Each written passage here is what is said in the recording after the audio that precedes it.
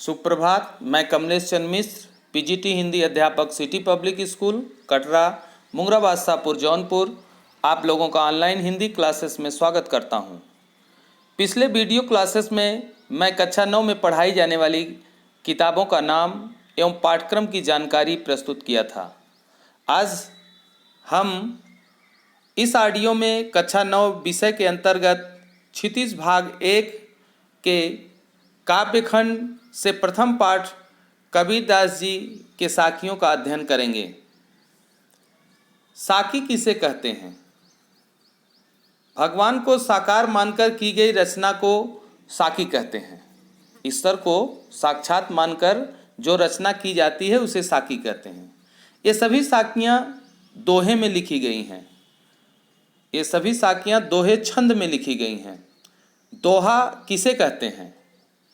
दो लाइन या पंक्ति की काव्य रचना जिसके प्रथम और तृतीय चरण में 13-13 मात्राएं होती हैं और दूसरे और चौथे चरण में 11-11 मात्राएं होती हैं, उन्हें हम दोहा कहते हैं। आइए देखते हैं कबीरदास जी के द्वारा लिखित इस दोहे का अर्थ। मान सरोवर सुभर जल, हंसा केली कराही, मुक्ता फल मुक्ता चुगय, अब उड़ी अनत न जाही। इस प्रस्तुत दोहे में कबीरदास जी कहते हैं कि मान सरोवर एक पवित्र झील है। सुभर जल, सुभर माने भरा हुआ, मान सरोवर झील जल से लबालब भरा हुआ है। हंसा केली कराही, उसमें हंस कीड़ा कर रहे हैं। केली का अर्थ कीड़ा करना।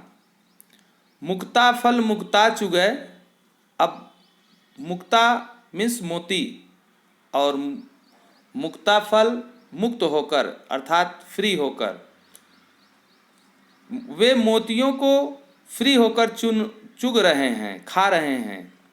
अब उड़ी अनत न जाएं, अब इसे छोड़कर वे जाना नहीं चाहते हैं। एक साथ इसका अर्थ देखिए। मानसरोवर झील जल से लबालब भरा हुआ है। मानसरोवर सुभर जल, हंसा केली कराई, उसमें हंस कीड़ा कर रहे हैं। मुक्ता फल मुक्ता चुगय, अब वे मुक्त होकर मोतियों को चुगते हैं, इसलिए ऐसे आनंददायक स्थान को छोड़कर कहीं नहीं जाते हैं। इसका एक अर्थ और निकलता है। मानसरोवर, मन रूपी तालाब को मानसरोवर कहा गया है। मन रूपी सरोवर आनंद रूपी जल से भरा हुआ है, जिसमें आत्मा रूपी हंस विहार कर रहे हैं। वे आनंद के मोतियों को चुगते हैं, इसलिए उसे छोड़कर अन्यत्र नहीं जाना चाहते हैं। अब दूसरा दोहा देखिए। प्रेमी ढूंढत मैं फिरो, प्रेमी मिले न कोय, प्रेमी को प्रेमी मिले, सब विष अमृत होय। कबीरदास जी, प्रेमी का अर्थ ईश्वर से प्रेम करने वाला। कबीरदास जी कहते हैं कि मैं सच्चे प्रेमी को ढूंढता फिर रहा हूँ। प्रेमी ढूंढत मैं फिरो, प्रेमी मिले न कोय, लेकिन मुझे सच्चा ईश्वर का भक्त नहीं मिल रहा है। प्रेमी को प्रेमी मिले, अगर ईश्वर का सच्चा प्रेमी मुझे मिलता है, सब विष अमृत होय, सारी बुराइयों का विष अच्छाइयों में अर्थात अमृत में बदल जाता है। एक साथ अर्थ देखिए।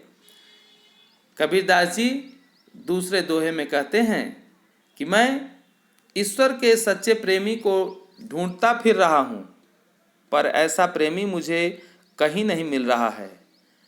जब ईश्वर के सच्चे दो प्रेमी मिलते हैं तो विष भी अमृत बन जाता है।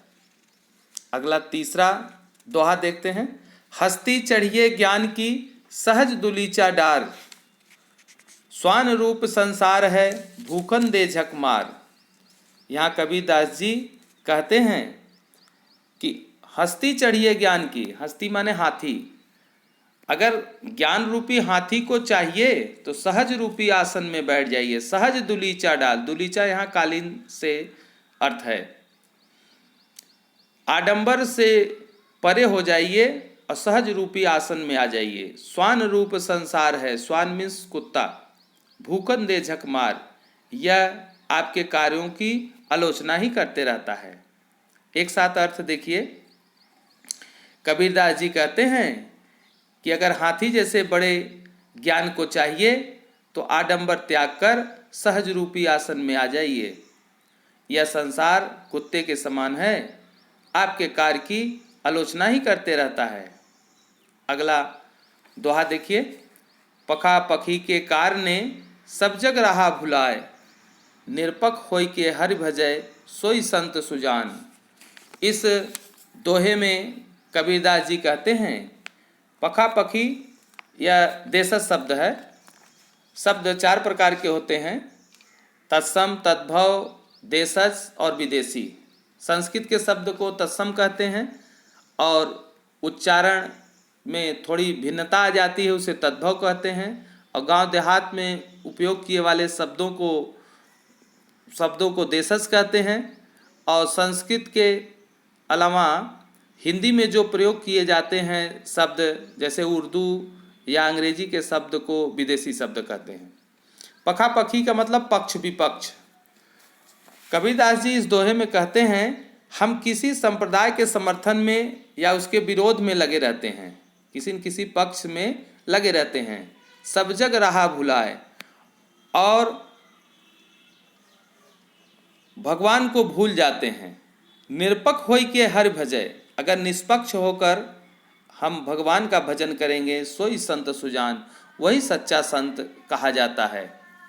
निरपक्ष भी देशज शब्द है। एक साथ अर्थ देखते हैं।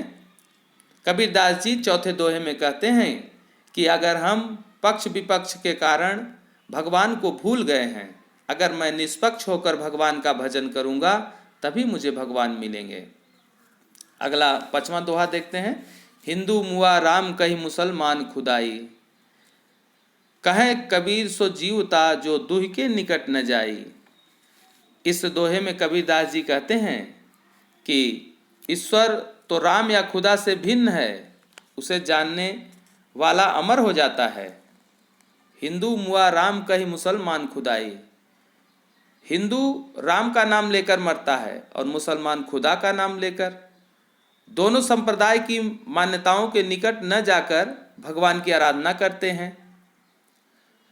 कहें कबीर सो जीवता जो दुह के निकट न जाई, वही व्यक्ति जीवित है जो सच्चा ज्ञान प्राप्त करके अमर हो जाता है। एक बार पूरा अर्थ देखिए। हिंदू राम कह के भगवान की पूजा करता है, मुसलमान अल्लाह करके जीवन भर भगवान की आराधना करते हैं। ये दोनों लोग ईश्वर के निकट नहीं हैं, ये दोनों ईश्वर से दूर हैं। सच्चा भगवान एक ही है, उसी का नाम राम है और अल्लाह है। काबा फिर काशी भया राम ही भया रहीम, मोट चून मैदा भया बैठी कबीराजीम। छठे दोहे में कबीरदास जी कहते हैं कि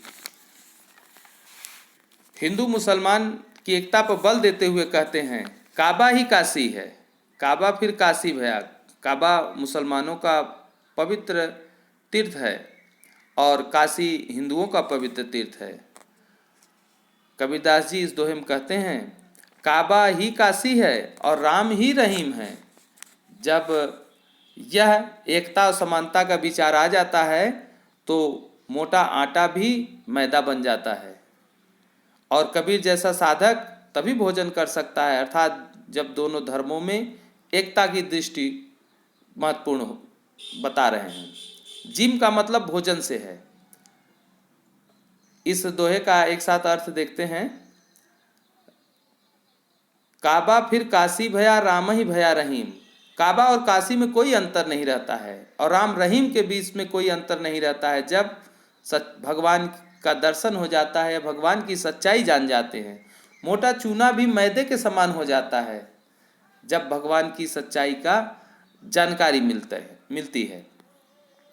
ऊंचे कुल की जमनिया जे करनी ऊंच न होय, सुबिरन कलश सुरा भरा साधु निंदा सोय।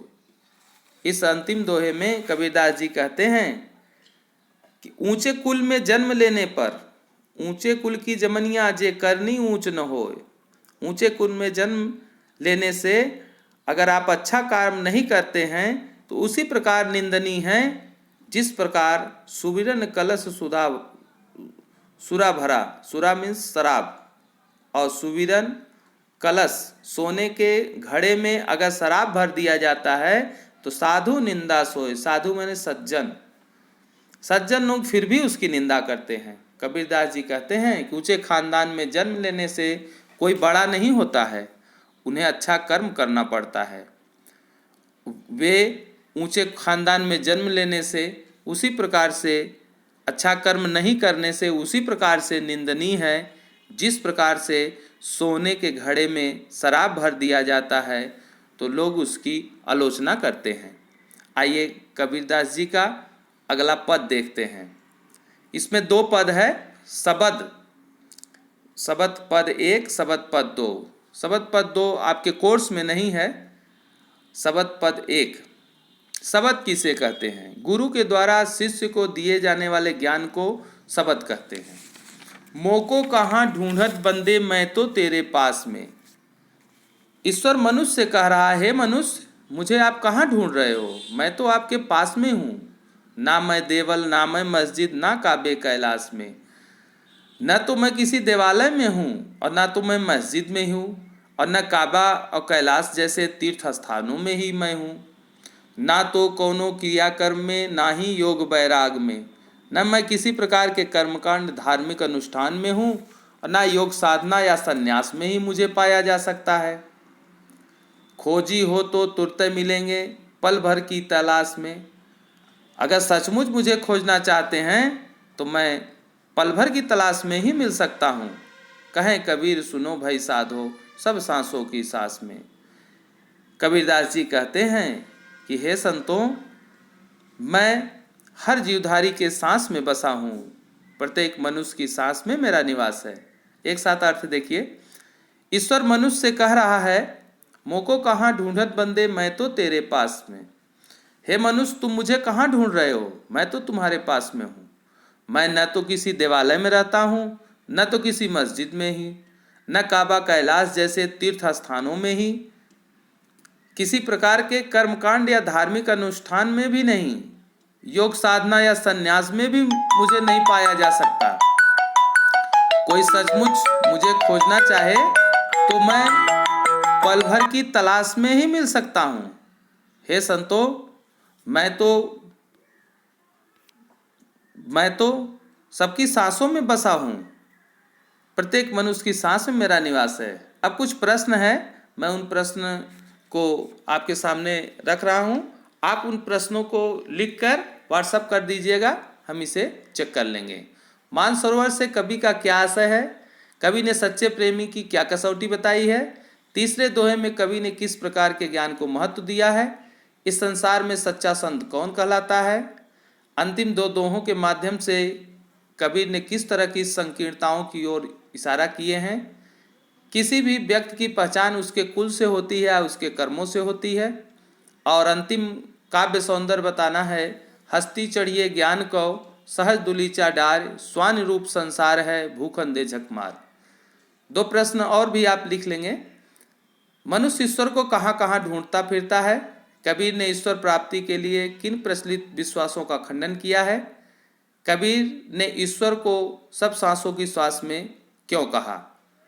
बस यही 10 प्रश्न का उत्तर आप लिखकर व्हाट्सएप कर देंगे, हम इसे चेक कर लेंगे। आज के लिए बस इतना ही। अब हम अगले ऑडियो में फिर मिलेंगे। आपका दिन शुभ हो। धन्यवाद।